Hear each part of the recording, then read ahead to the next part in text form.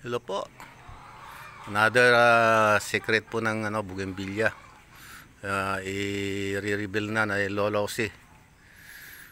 Ito po talagang original na Chitra India. Ito po yung first kong Chitra India na naitanim through cuttings mga 5 years ago. Bago po pandemic, galing pa ng Isabela ito from cuttings. Kaya ako pinuputol-putol po na ganyan. Yan ang para mapuwersa yung ibang branch niya, kaya nodes niya na tumubo. Gaya ng bakante na yon sa taas. Ang gagawin po dyan kasi binabalak ko different colors para maganda siyang tingnan. Ngayon, napag-isip-isip ko na eksperimentuhin ko muna kasi ang ganda naman ng bulaklak nito Kaya lang malalaki lang ang bracts.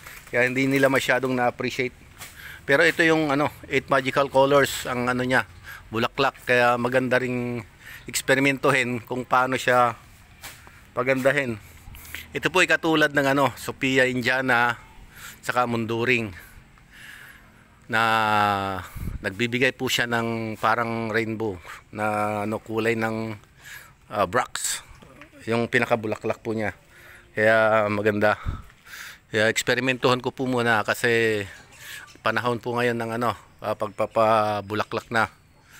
Yun po ang magandang po na pangpabulaklak na fertilizer ay yung triple 18 inilalagay ko, o kaya triple 14 pwede rin po. Every week kunti lang po para hindi siya mapuwersa. Pakunti-kunti lang po yung ilagay po natin na fertilizer para hindi po mapuwersa yung halaman natin. Okay, remember na yung mga dominante na portion o kaya mga matataas na portion na yon ay yun po talagang malalakas. Kaya dapat i-monitor po natin. Kaya ako pinuputol yung mga talbos niya para mapuwersa siyang magbigay ng ibang shoots. Kagaya nito. Ayan, bagong labas po yan. Saka ito binabalak ko rin na patutubuin din kasi nasisinagan ng araw. Bali dito po yung is kasi. Ayan. Mas maganda pag nakaharap po diyan para siguradong tutubo po siya. Ayan, kasi ito pader na to. Ayan, pader na po, yung mataas na pader. Hindi na po naarawan doon. Okay. Salamat po sa panonood. Thank you.